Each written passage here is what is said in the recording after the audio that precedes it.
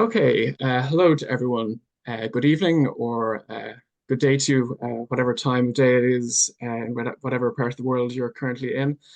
And I'd like you to welcome to this event where we'll be having some readings from some Vine Leaves Press authors. So I'm very excited to be joined by the writers today who'll be sharing from their work. Just to say a bit about myself, my name is Andrew Verlaine, and I won't be reading from my own work today. I have been organizing the event, and thanks very much for all the writers for rowing in on it, and as well a few of the audience members for joining us here this evening or this day. So just to say a little bit about myself, I'm a writer who works in speculative, satirical, and transgressive fiction.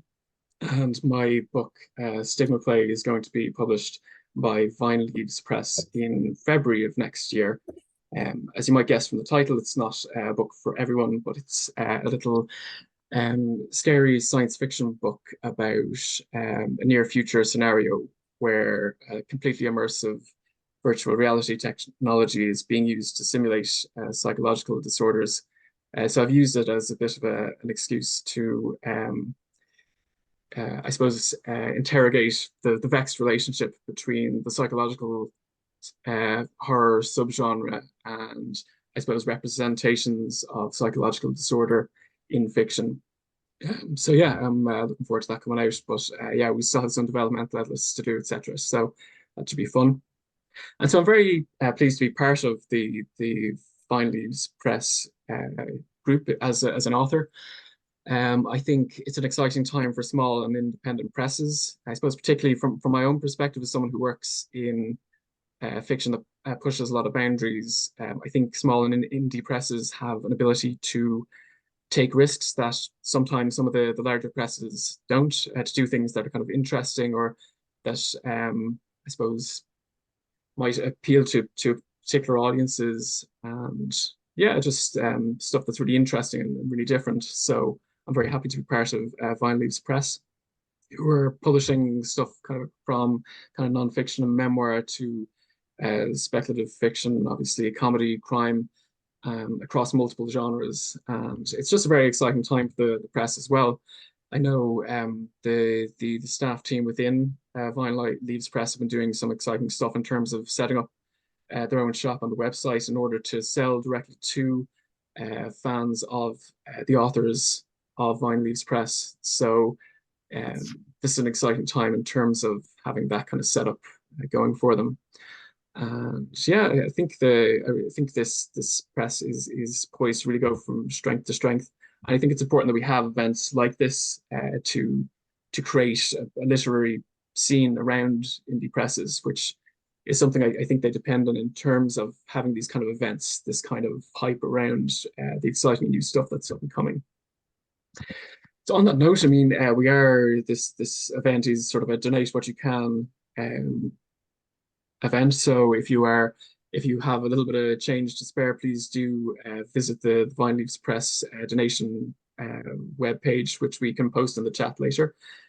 And yeah, if you have some money you'd like to chip in, please do. But as well as this, this is a chance today to, I suppose, make ourselves aware of other authors who are within the Vine Leaves Press group, and to, if you find someone here who you think their work is quite exciting to you or sounds very interesting, do check it out. Do get their book. Or if you think, do you know who this would appeal to? A friend or family member. Yeah, do consider picking up a book for them. So as I say, we're recording our talks today, the readings. So we can also do some Q&A at the end. And we can record this as well, but I suppose we'd ask people ideally to post any questions they have in the chat, and then we can go through the chat and read through kind of questions people have, unless you're super keen to kind of unmute and share your question with the group. But just to be aware if the recording is still running. Okay, so I guess without further ado, there Are there any kind of questions before we begin the talks themselves? Any housekeeping things anyone wants to check, including any of the speakers, etc.? No? Okay, cool. Just as I say, there might just still be one or two audience members popping in, so just keeping an eye on that as well. So sorry, I'm multitasking like a boss here, needless to say. Yeah, here we go. So without further ado, I'd like to introduce our first author for this event, who is going to be Roz Morris, who is the author of Not Quite Lost, Travels Without a Sense of Direction. Roz Morris's first job was publishing careers guides for college graduates, telling them how to become accountants and management consultants. She ran away as fast as possible to become a novelist. Her stories and essays have earned comparisons with Doris Lessing, Margaret Atwood, Audrey Niffenegger, and Ray Bradbury. And her futuristic novel, Lifeform 3, was longlisted for the World Fantasy Award, and her most recent novel, Everest, was a finalist in the Eric Hoffer Grand Prize. She's been a story mentor for award-winning authors and filmmakers, ghostwritten thrillers for the Big Five publishers, nurtured talent for Cornerstone's literary consultancy, judged the Amazon Kindle Storyteller Award, and has taught Guardian masterclasses in creative writing. So tonight she's going to be reading from her travel memoir, Not Quite Lost, Travels Without a Sense of Direction. So if you're there, Roz, if you'd like to, yeah, you're unmuted. So if you want to take it away in your own time. Okay, thank you, Andrew, for that introduction. And yeah, this is what I'm reading from. It's called Not Quite Lost, Travels Without a Sense of Direction. I never thought I'd find myself writing a memoir, but I've always written little sort of diaries of things that have happened when I've been to places. I'm not a very adventurous traveler, but I still see massive adventures in the everyday. And this little book is just a collection of, I suppose, the quiet places that you never dreamed might tell you a tale. This piece is called I Came to Find Her. It was Easter Sunday. I was riding a horse through the back lanes of the Surrey Hills when I came across a young man in hiking boots and a waterproof jacket standing at a finger post. He was trying to decide whether to walk along a single-track road between two sheep fields or another single-track road that led past a lone cottage into a bristling wood. "Can I help?" I asked. "I'm trying to get to West Humble." His voice rose anxiously as he pronounced the name, as if he feared I might tell him that West Humble didn't exist. West Humble did exist, but it was a few miles away. I was riding in that direction, so we walked together. Me on my equine, him strolling beside. Travellers must have done this from time immemorial. "Where have you come from?" I said. "I've walked from Leatherhead Station, but I got lost. I've come to meet a girl I've been writing to." His face had a twinkle. The girl was special. But Leatherhead was quite a trek from the rural lane we were on. He must have been walking for at least an hour. And there's a much easier route, but it wouldn't help to tell him that. I said, "Couldn't she have picked you up?" He smiled nervously. "She doesn't know I'm coming. It's a surprise."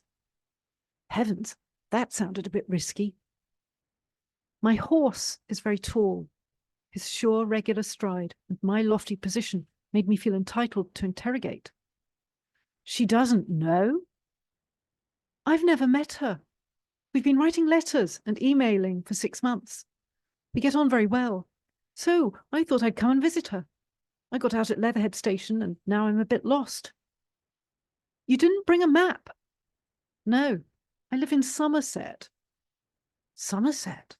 For those who don't know the UK, Somerset is more than 100 miles away. Quite a few more, in fact, and probably even further if you attempt the journey on Sunday trains. He must have been travelling since sunrise on nothing more than a hunch. What if she's out? She said she was spending Easter at home with her parents. They'll be having lunch now. She was at home with her parents. I'd figured she had to be school or college age since they hadn't managed to meet already.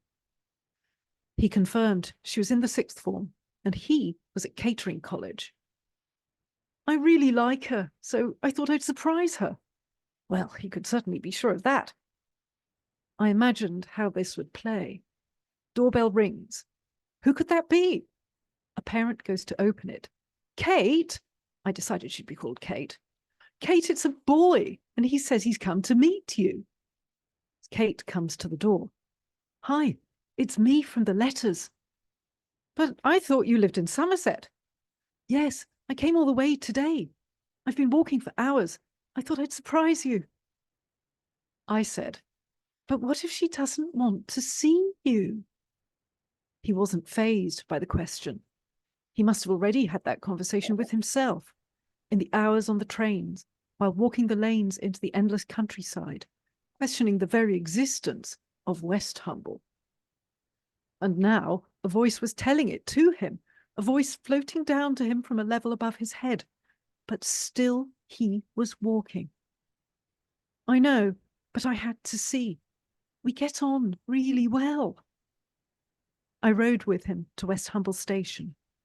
I wished him well, and I watched him walk on, forever in that moment, in a bubble of determination and anticipation and hope, on the brink of romance.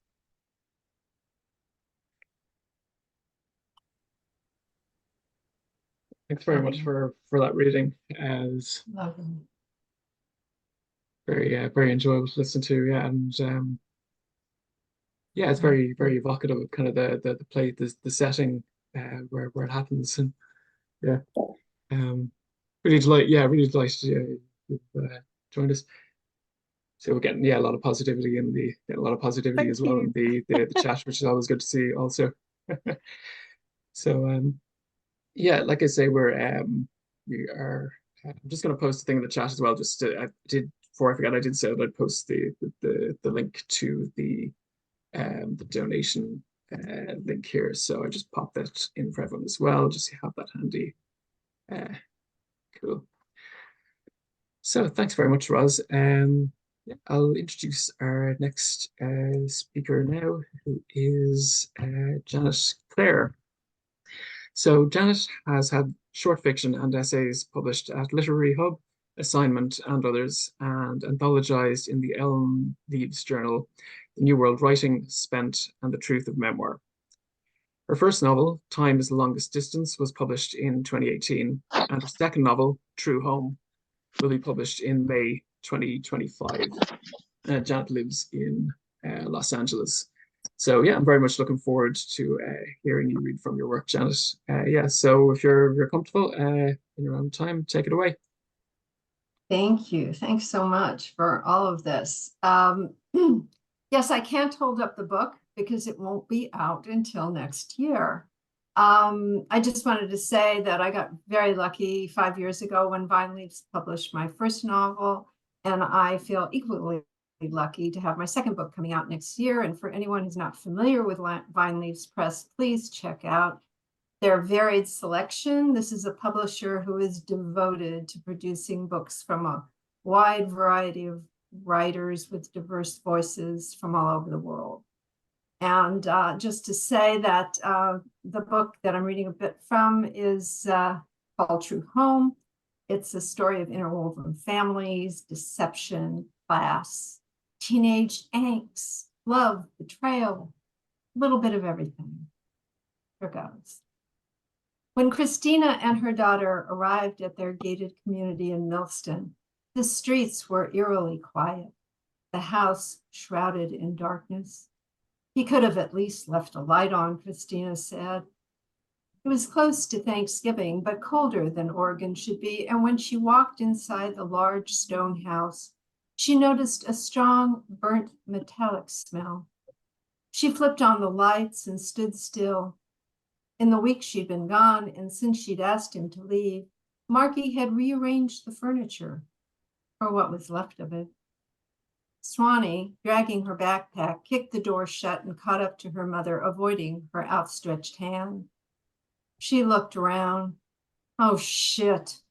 Christina took off her tall Italian leather boots and walked slowly through the large entry where the silk Persian rug remained, but the Morris Louis drip painting on the far wall was gone.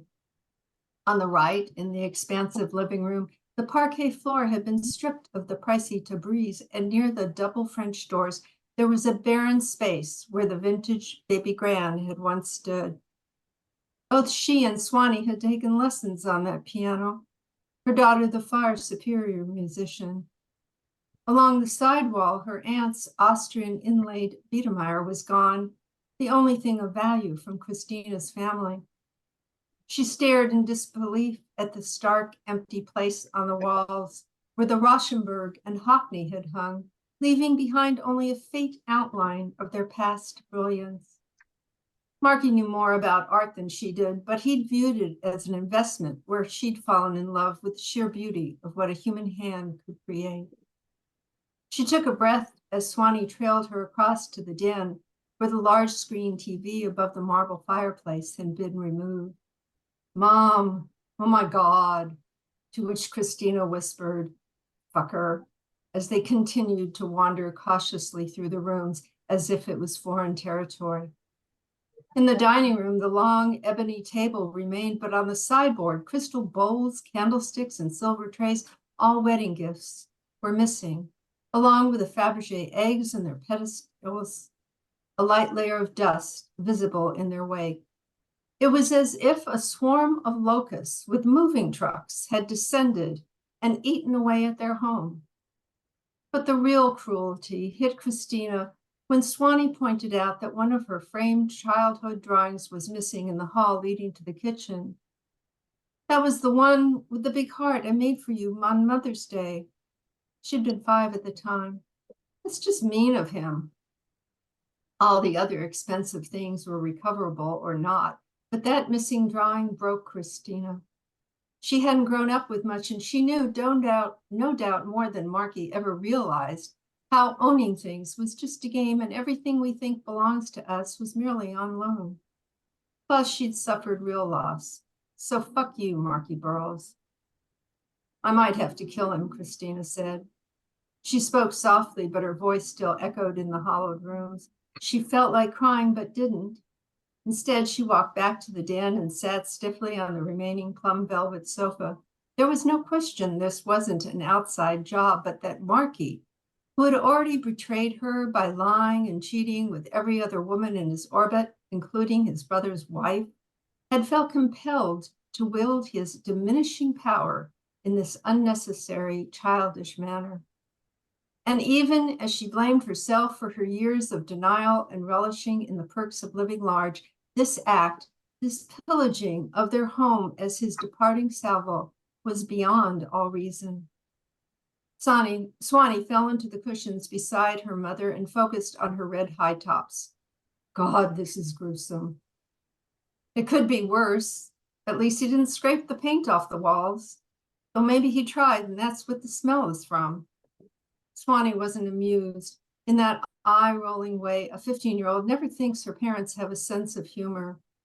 It's too depressing. Don't worry, baby, we'll be fine. Why would he even bother, Swanee asked. It's not like he cared about any of it. He was hardly ever here. He likes money, and he's angry. Great, thanks for making me come home. I should have just stayed at school. No kidding. Maybe running away wasn't your best idea. Yeah, well, I was mad at you, at both of you. Swanee slumped down and flung her arms out. I just hope he left our beds. I'm so tired. She sat back up. Wait a minute. She ran up the broad staircase, then called from the landing. Your big bed is gone, but mine's here. Even Marky wouldn't take his daughter's bed. What a guy. And there's a TV. Swanee sounded almost jubilant. Hooray. Let's order a pizza. Extra large, double pepperoni. You got it. Christina took out her phone and went into the kitchen before going upstairs, and there was the source of the smell. On the stovetop was one of their expensive frying pans, totally burnt with what looked like cheese stuck to it.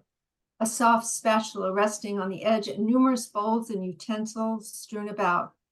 What, he tried cooking a little something while the locusts did their dirty work? Would he have ever even dreamed of cleaning it up? She put the pan in the sink and filled it with soapy water. Upstairs, she called in their order, then sat on her daughter's bed and pulled at one of the pillows. At least he left the sheaths.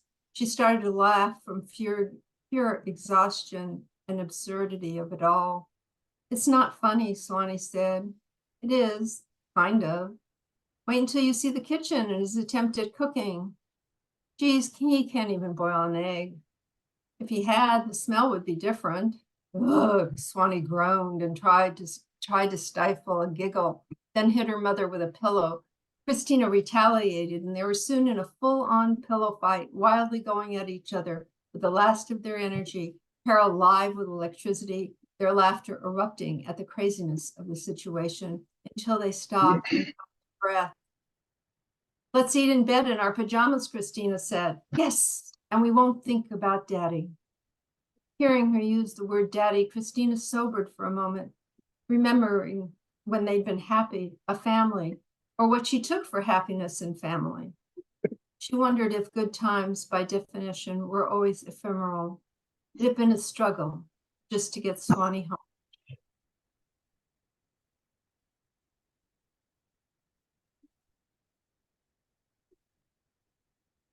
Thanks very much for that, Janet. I really enjoyed hearing you read from your work, and yeah, it's Thank you all. Thank you all. it's always interesting to kind of capture that sense, kind of relationships between kind of people from different kind of age groups, and yeah, I yeah, I really like the way you kind of capture dialogue as well, and the way you read also. So yeah, really great. Thanks. Okay, our next reading is going to be from Alan Humm, who is the editor of the arts journal One Hand Clapping. The Sparkler, which he is reading from today, is his first novel, but he has also written two collections of poetry, A Brief and Biased History of Love, which is out now, and My Father is Calling My Neighbors Names, which is going to be published by Vine Leaves Press next year. His next novel, called Rough Music, is a brief history of the second half of the 20th century. So very ambitious piece, I'm sure. And he hopes that it will be published in due course. I should say as well that I had the pleasure of meeting Alan Humm at the launch of A Brief and Biased History of Love, the poetry collection in Dublin, which took place in Sweeney's Pharmacy, I think, which yeah, that's right. was featured in Joyce's Ulysses. So it was nice to meet you face to face, and it's nice for you to meet the gang here online. So yeah, if you want to take it away without further ado. Okay, thank you. Well, I Can Lift Up My Novel. This is The Sparkler. It's currently available for pre-order. It comes out on May the 28th. It's about Charles Dickens' early life. I'm going to be reading from chapter 2. All you need to know really is that he's just entered a bar. He's become attracted to a barmaid, and he's just met Grimaldi, who when he was a young man was a famous clown. The streets were fizzing with rain. The wind threw gusts of it like pellets into his face.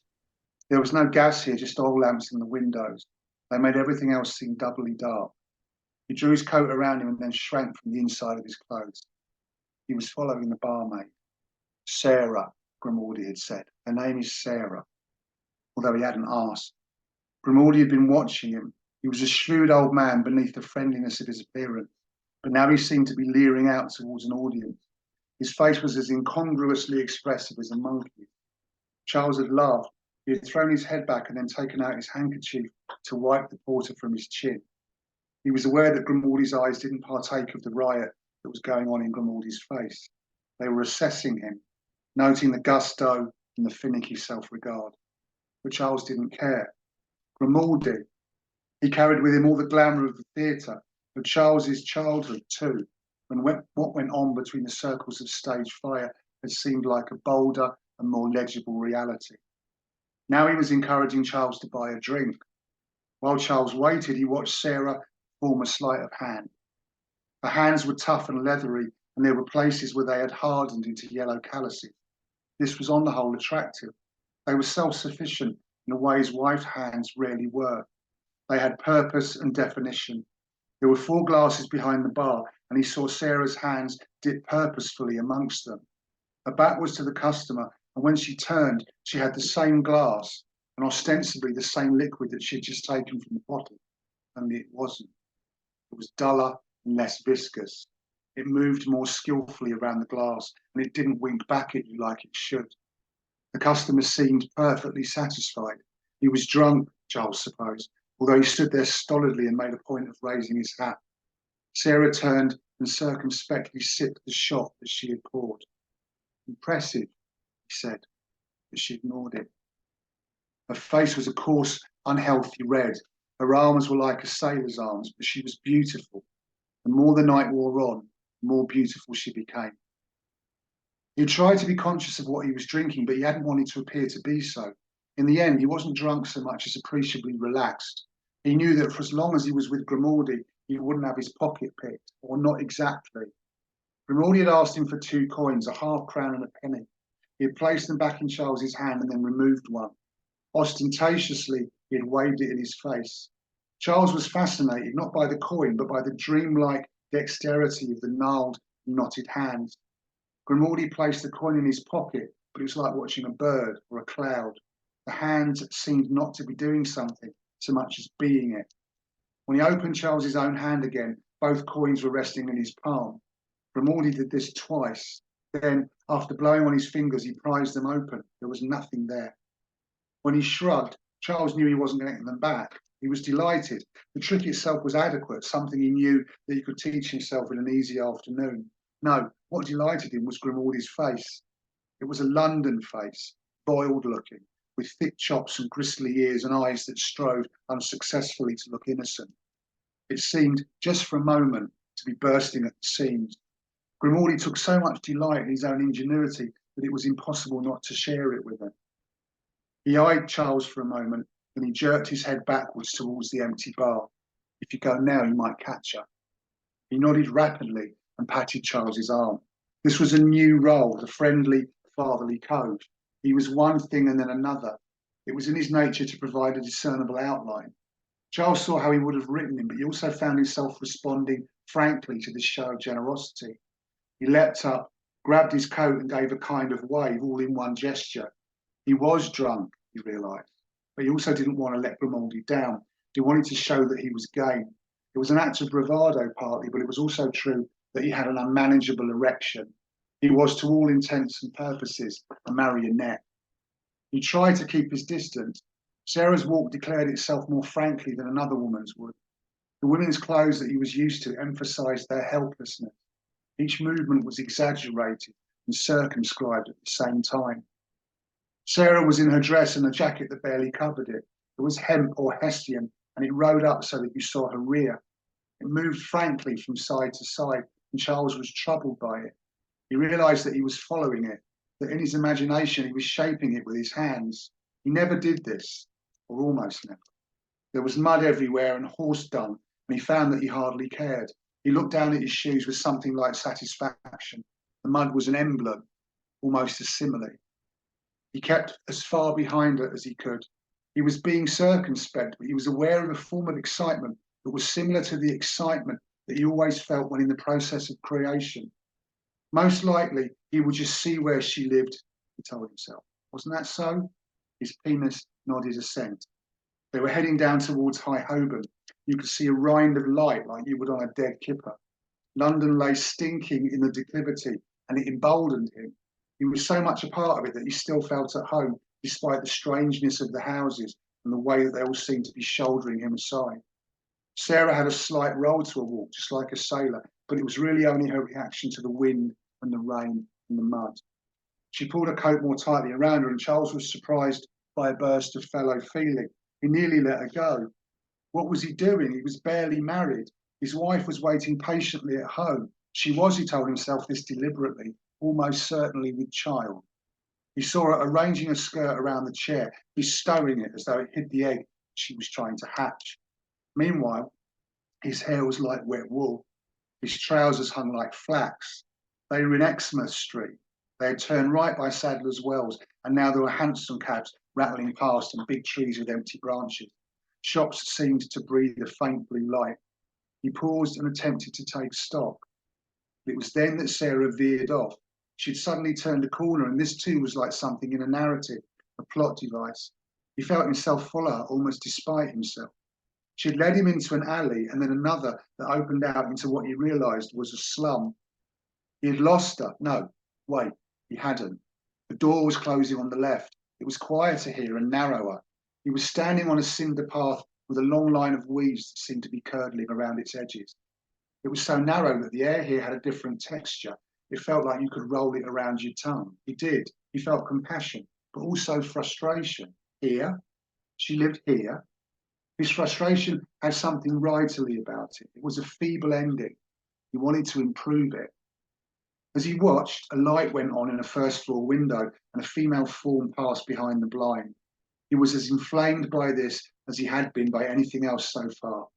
The house was sliding into dereliction. It seemed to be shrugging one shoulder downwards, and its roof had more growths of moss than tiles. But the shadow was mysterious. There was no more Hessian, no more of the bullish, long-suffering determination that had bent her forward like a man with a pickaxe or a shovel. He watched her in the same way that he watched the candles flame, between the slats of scaffolding that seemed to be holding the building up. The window was like a stage, something exotically removed from his experience, and the scaffolding was like a balcony. He stood and breathed and watched and thought that actually he was drunker than he'd thought he was. He found that he was climbing his way up. The scaffolding was shaking. There was a pot of paint and a nest of rags, and he had to catch them before they danced their way over the edge. He stood with his legs apart and slowed his breathing. The room was radiant with the light of the candle, but when he sneaked to look between the curtains, it was initially a disappointment. An unlit fire, 2 chairs of such little distinction that his eyes refused to register them. And Sarah naked, he realised. He was transfixed.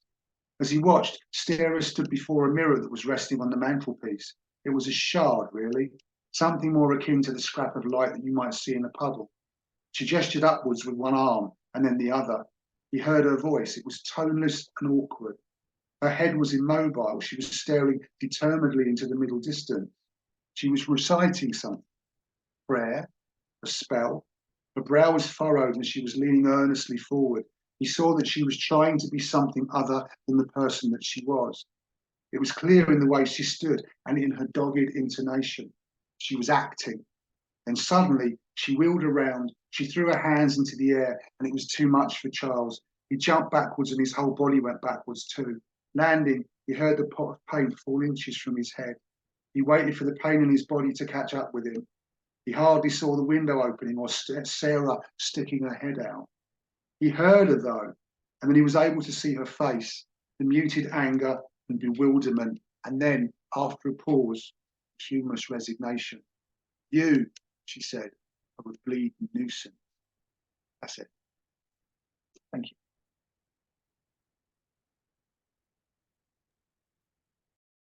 Thank you very much for that reading, which was very enjoyable. I can definitely see flashes of Alan Humm, the poet, coming through in the prose there. So that was lovely to hear.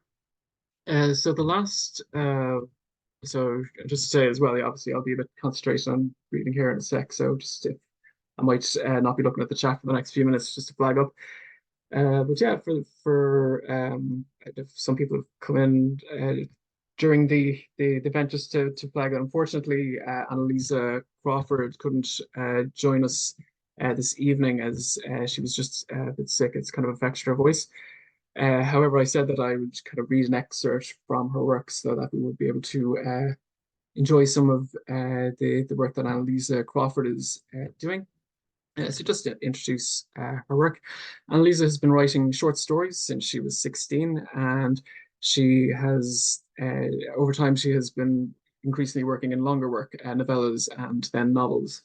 Her short story, Watching the Storm Roll In, won 3rd prize in the 2016 Costa Short Story Award. Her books have won silver in the Wishing Shelf Book Award, semi-finalists in the Kindle Book Award, and shortlisted for the Rubery Book Award. And today I'll be reading an excerpt from her next publication, One Tuesday Early, which is due out next month. Yeah, if it sounds like the kind of thing you're interested in, please do pick up a copy. So I believe this is the opening from One Tuesday Early. You're home, standing in the hall with its lemon-colored walls and newly laid floorboards. The stairs are ahead of you, the front door behind, as if you've just walked through it. You're dressed for work, a slightly too tight tailored skirt and white blouse, hair neatly tied back, but you don't have your bag with you. If you were coming home, you'd have that. Anyway, isn't it morning? Shouldn't you be facing the door? Shouldn't you be leaving? The keys are on the hook, although you don't remember putting them there.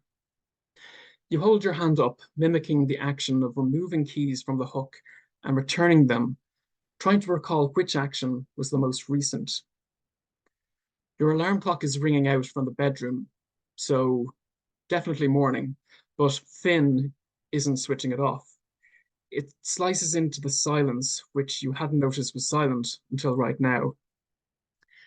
Finn, I'm home, back, but neither seems accurate, but you can't pinpoint why.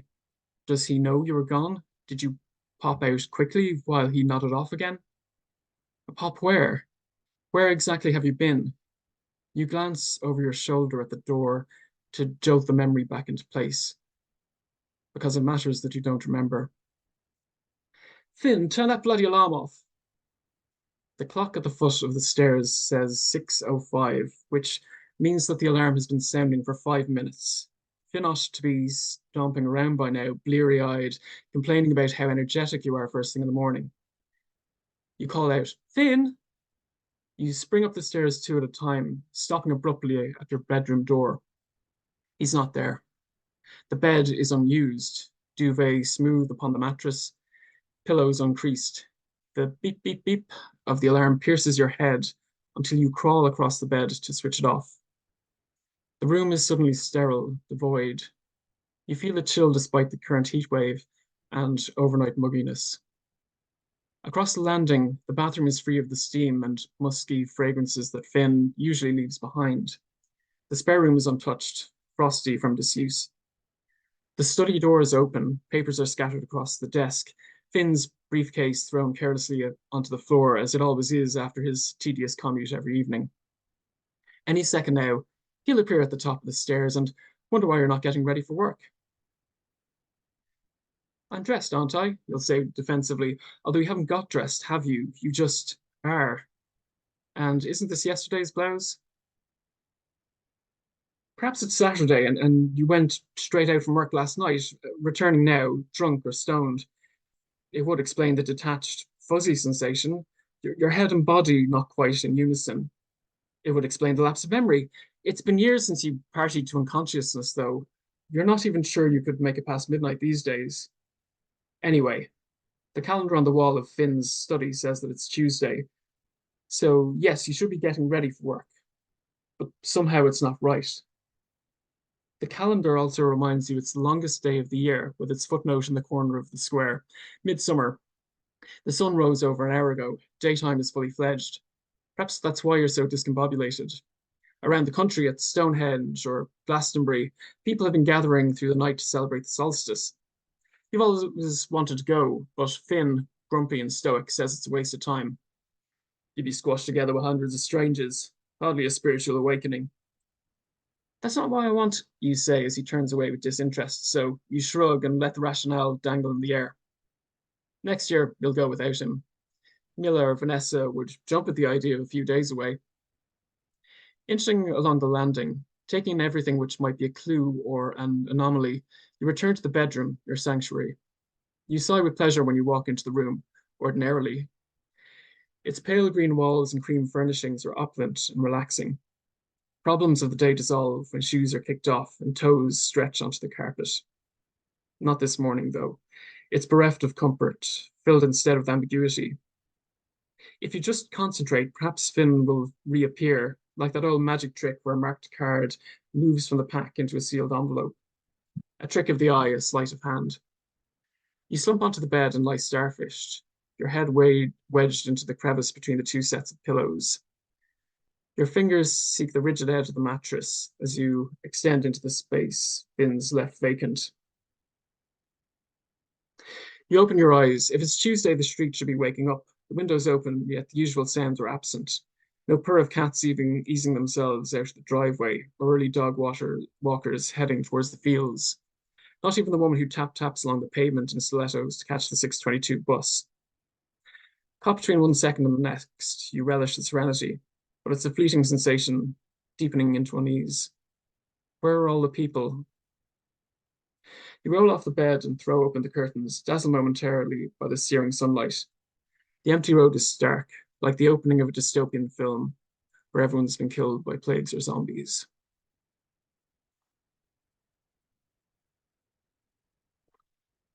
Okay, that's the episode so far. So great. So if that sounds like that sounds intriguing, or you want to find out what happens next, yeah, please do check out One Tuesday Early by Annalisa Crawford.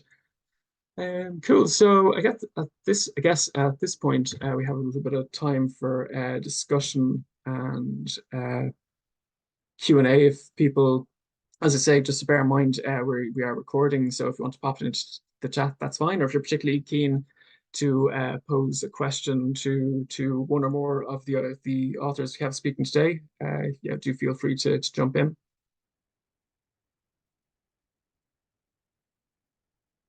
And some good feedback there in the chat as well. Just in terms of being intriguing opening. Yeah, so it's it just have that feel of pacey kind of thriller.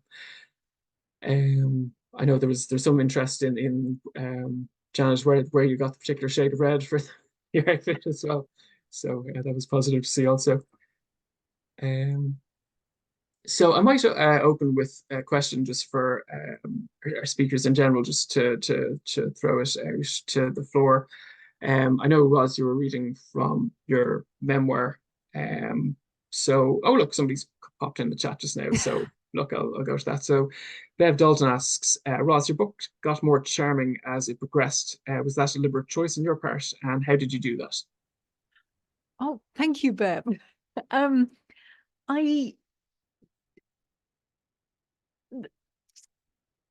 It's hard to say sort of from the inside how it became more charming or not. But what I tried to do was create a journey.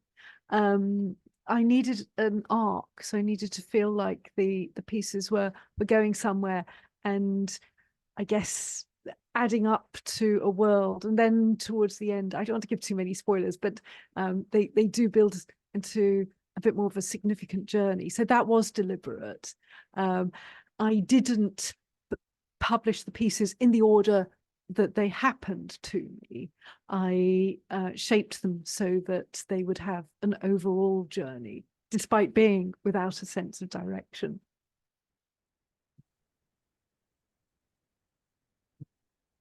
Great answer, Roz. Thanks for that. If we have, I did have a question actually. Oh yeah, I see that Bev has fed back saying, "Yep, got it. Yep, very successfully done." So yeah, you've got a new fan, I think here, or maybe an existing fan. Sorry, Bev, I don't mean I don't mean to be presumptuous. And I'm sorry, Roz, did you want to come in? No, I was just going to say thank you.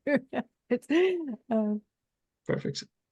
I just had a question. I was just starting to say, Roz, I know you're working in I know that you're working in memoir and you're reading from a memoir yourself. I was a bit curious actually, because I know, Janet, you've done some writing kind of the area of memoir, and Alan as well. I know sometimes you talk about authors kind of putting kind of blood, sweat, and tears into their work, and I sometimes feel I put kind of more thought or research than blood, sweat, and tears myself. But I'm just wondering, like, how much of yourselves have you put into the works you've been reading from this evening?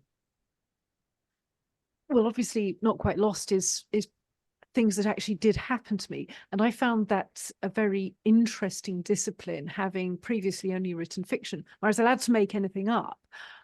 My fiction would often started from things I was personally very interested in, and anecdotes or things that had happened to me that I sort of put half into the book and then embellished a lot. So everything that's even in my fiction comes from things I'm very interested in, or things that maybe happened to friends and made me think, oh, that's the edge of something much bigger. So I think certainly in my case, everything I write, whether fiction or non-fiction, does come from a genuine like kind of curiosity, deep-seated curiosity. An idea won't leave me alone. Great. Yeah, I think a lot of writers do feel compelled to keep going because some idea just keeps rattling around their heads, so it kind of helps get onto the page. Janet or Alan, did you want to come in on that question as well? Well, I've never written a memoir, and nor do I intend to.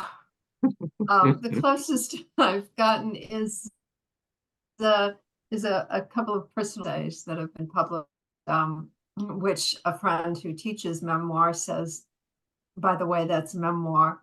But at any rate, I admired it, and I think it's really hard to do.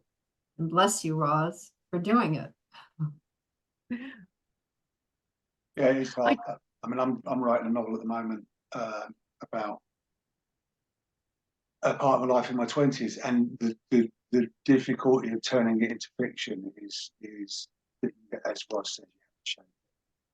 And trying, if you're writing a memoir, a friend of mine once interviewed Paul Theroux, and even Paul Theroux makes things up in his travel writing, apparently.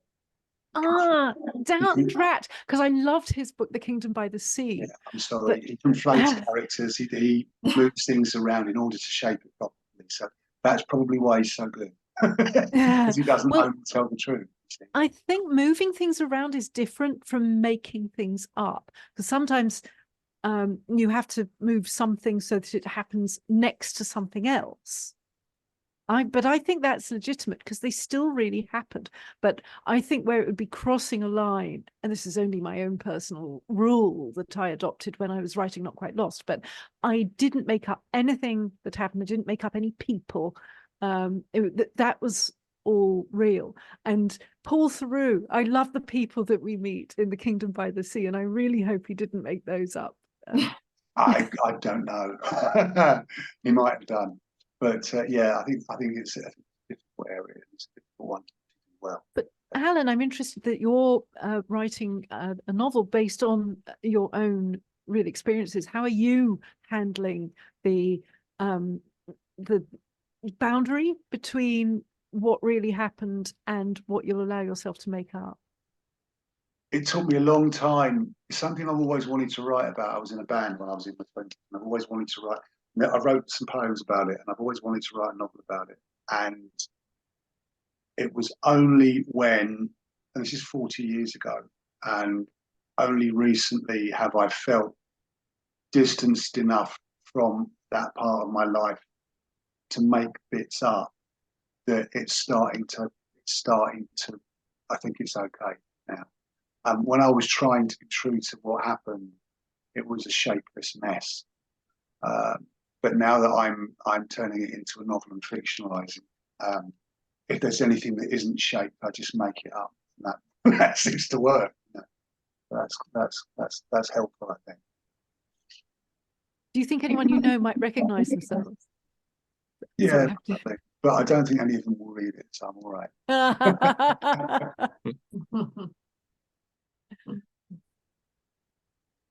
Sorry, Jan, did you want to come in there? Do I? You know, I can't speak to memoir, obviously, but you know, we all in our fiction, those of us who write fiction, you know, it's part of us, correct? And then Roz, as far as moving things around in your memoir, I get it, because memory comes that way too, doesn't it? It just comes into you at odd angles and at different times and places. So the fact that you move it around on the page seems quite normal to me. That's so true. And also with memoir, we're telling just one of our stories. We're not telling our whole life story. That's an autobiography. But Yes. We might have one autobiography, but many memoirs. And so, as you say, what happened years ago might suddenly make sense of what's happening now. And so those items belong together. Right.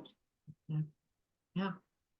I just want to make sure that we get to, there was a question in the chat from Apple Italy, who had a question for Alan in terms of what prompted the idea for writing about Charles Dickens. And yeah, she notes it's fascinating. Oh, thank you for the question. I've always been interested in Dickens. I was reading Dickens quite young. And then I read two books, and I can't remember the name. I read a book on Grimaldi. I think it is the only biography of Grimaldi by a guy called Andrew Smith, I think. But the book that really made me want to write about Dickens was a book by Robert Douglas Fairhurst, who is a very well-regarded biographer, who wrote a book called Becoming Dickens. And I've read a lot of biographies about Dickens, loads and loads and loads, some very, very good ones. But what Robert did was he wrote about Dickens before Dickens had made it, and he writes about Dickens as somebody, I think as all writers are at the beginning, who's desperate to do it, and pressures that are on him, and he felt like this kind of living, breathing human being that didn't have an ending yet, you know. So there was that aspect, and I'm lucky enough that Robert's going to be interviewing me in the Dickens Museum in June, which I'm very excited about. But the other aspect, which is very important to the book, is that Dickens, two things. Dickens never, until he started to have an affair with an actress, he never wrote a realistic woman in any of his books. But he had this very strange relationship with his sister-in-law, where when she died, he mourned her as though she was his wife. He mourned her so much that his wife actually didn't have much room to mourn for her own sister. And Peter Carey, who's a writer that I very much admire, made Dickens a fictional Dickens and a fictional sister-in-law had an affair, so that she ended up pregnant. And I didn't do that, but I really, really wanted to examine Dickens's love life, because more than any other Victorian writer, we don't get anything from it. And partly, I think, it's because he was so terribly contained and driven because of his early life, that I think intimate relationships actually were quite hard for him. And I think he had feelings about his sister-in-law that I don't think he ever really examined himself. And the only place I felt that you could really talk about that was fiction, because there's no proof. You know, no biographer has ever really been able to go there, because there's just no proof at all. Dickens burnt nearly all of his letters. There's no letters from anybody else. I don't think any letters from Mary exist. She was only 17 years old. So I thought, right, I had the Douglas Fairhurst book, I had the McConnell Smith book, I had this burning curiosity about Dickens and his sister-in-law. I wrote the first two chapters, and I sent it to Robert, and he basically said, carry on. So I thought, okay, I've got to finish it. Which was a very long-winded answer to your question. I'm sorry. That's basically. So It's interesting. a big question. Great.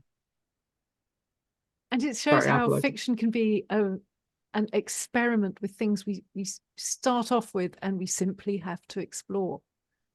Yeah, absolutely. I mean, it's the best space for that, because you don't have to be, you have to be respectful to the living. Obviously, you can't go around hurting the people that you know. But all these things that we want to explore, fiction is this great painless. I think it's simultaneously an incredibly important thing and the best game in the world. Yeah, and it carries a deeper truth as well. People often say that surely memoir carries the deepest truth, and it might, but fiction, because it doesn't have so many boundaries, except maybe to take the reader through an experience that leaves them a bit different at the end. I think it can go to places we can't in real life.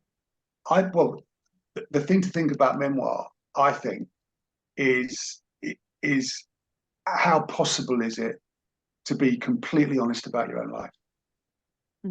How possible is it to talk about all of those sneaky little feelings and things that you've done that you rather hadn't done? Can you talk about that in a memoir? I'm not sure that many people ever do. I think actually that in a funny sort of way, a lot of fiction is more honest than a lot of biographical writing, for that very reason. I think a lot of people, yeah, might be Exactly. comfortable with certain things. Exactly. I personally enjoy speculative fiction because while it might not be true, it can kind of let us ponder about what might be true, not in the not too distant future as well. And I see Howard just makes the point as well that I write fiction and non-fiction. I find, yeah, I can get a bigger truths in my fiction. And Bev is also making the point, Bev Dalton, you can talk about sneaky things if you make them very funny. Just saying. Well, there are some, Bev, that are still not funny after 40 years, I've got to be honest. So, it depends what they are. So I think we've the got hidden truth, the hidden truth exactly, in fiction, exactly. right? Put them into fiction and blame someone else. That's my motto. I'm just thinking of a book titled "Still Not Funny." Yeah, that would be good. So now you've got to write it, boss. That's the only trouble. So I think we've, if anyone has any very quick question before we finish, any burning questions anyone from the audience would like to pose to any of the writers before we wrap up? I would just like to say, Andrew, that thank you very much for organising all of this. And also how very selfless it was that you didn't squeeze yourself into the running either for your own stuff. Yes. Well, so, I got my voice in there at the end. Don't forget, Alan. So I appropriated Annalisa's voice for the latter. It was heroic of you, Andrew. So appreciated. Especially today when you must have been getting so many emails from us all.